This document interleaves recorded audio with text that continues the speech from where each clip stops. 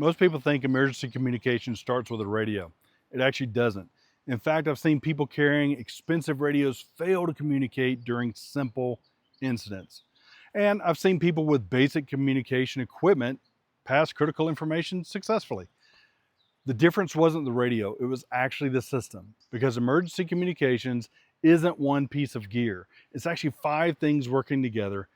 And if you're missing even one of them, your communication system may fail exactly when you need it the most. So by the end of this video, you'll be able to identify the weakest part of your own communication system and fix it before it becomes a problem. Whether you're dealing with a wilderness emergency, a natural disaster, a vehicle breakdown, a search operation, or simply just trying to stay in contact with family during a disruption, these 5 requirements always apply. This applies in wilderness medicine, EMS, rescue, security, emergency communications, and, well, everyday emergencies. The technology may change, but the requirements do not. Number 1, the operator. The most important piece of communication equipment is not the radio. It's actually the person holding it. And you can own the best equipment available, but if you don't know how to use it, under stress, it won't help you at all. Can you change the channels? Can you adjust the volume and squelch? Do you know how to transmit clearly? Great, but can you troubleshoot basic problems? Can you explain a situation without rambling?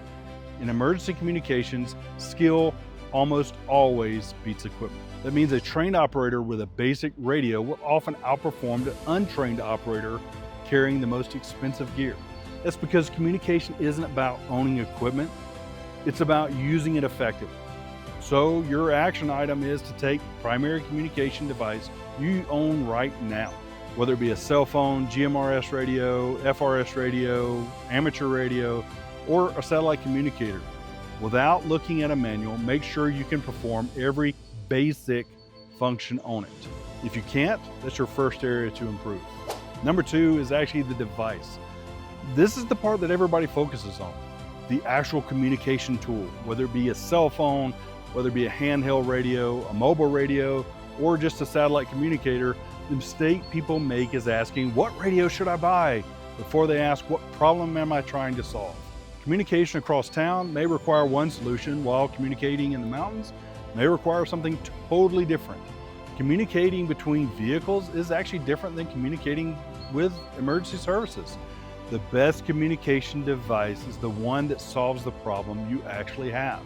Not the one with the most features and not the most expensive, but the one that actually fits the mission. Ask yourself one question. Who would I need to contact during an emergency? Write down 3 names. This determines exactly how you would reach each one if normal communication became difficult. Number 3, power. Every communication eventually becomes useless without power. This is one of the most common points of failure. People buy radios, they buy satellite communicators, they buy backup devices, but they completely forget about power. Can I recharge it? Well, the dead battery ends the conversation immediately. There are no exceptions to this. Power planning doesn't need to be complicated. Extra batteries, a power bank, vehicle charging, bigger charger, generator, whatever it is, make sure a charging cable is stored with the device. Simple solutions prevent predictable failures. So your action item is simple.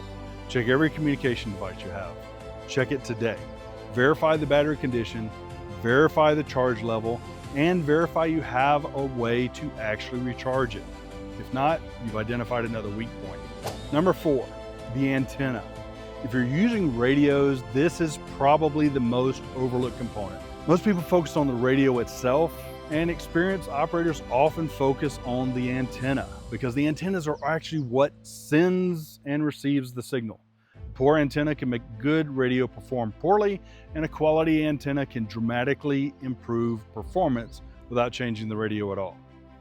This doesn't mean that everybody needs a giant tower in the backyard, but it does mean that the range isn't determined by the radio alone. The antenna matters, often more than people actually realize. So your action item is simple. If you're using radios, the ones with the antennas that you attach, research the antenna that you're currently using. Ask yourself one simple question. Did I spend more time researching the radio than the antenna? Maybe you need to buy a cheaper one. Maybe you need to buy a better one. There's some mixes and matches in what can do what. But most people do research the radio more than they do the antenna. And this is usually where it's backwards. Number 5, and probably the biggest one of all, the plan. This is where most communications systems fail. Not because the equipment is bad, but because there was never a plan. Imagine a family emergency. Everybody owns a phone, maybe everybody owns a radio. Everyone even has power, yet nobody knows who calls who. What channel am I supposed to use? What happens if that first attempt fails? What happens if nobody answers? And what exactly is the backup plan? An actual communication plan doesn't have to be complicated. In fact, the simpler it is, the better. The goal is reducing confusion before stress arrives, because stress has a way of exposing every weakness in a plan. So, your action item is to write it down. Create a simple communication plan. Write it down, your primary method, backup method, who contacts whom, and what happens if neither method works. Put it on a sheet of paper. Give a copy of that paper to everybody in that list, at least everyone involved. Most people never even do this, and it's probably the highest value thing you can do after watching this video. People need to understand what to do when that thing happens, whatever it is. If it's just a power outage, maybe it's one thing. If it's a bigger outage, like the AT&T disruption that was not too long ago, maybe it's another plan. You have to determine what that is and then decide how you need to act within it. Listen, emergency communication is not about a radio. It's not a cell phone, it's not a satellite communicator, it's an actual system. And every communication system needs these 5 things: an operator, a device, power, antenna, and a plan. Miss one of those and the entire system starts to weaken. The good news is you don't need expensive equipment to improve your emergency communications. You just need to identify the weakest link. So after this video, ask yourself one question: which of these 5 areas is currently the weakest in my own communication system? That's actually something I had to adjust living in the mountains. So start there, because communication failures rarely happen during the emergency. They usually happen long before it ever begins.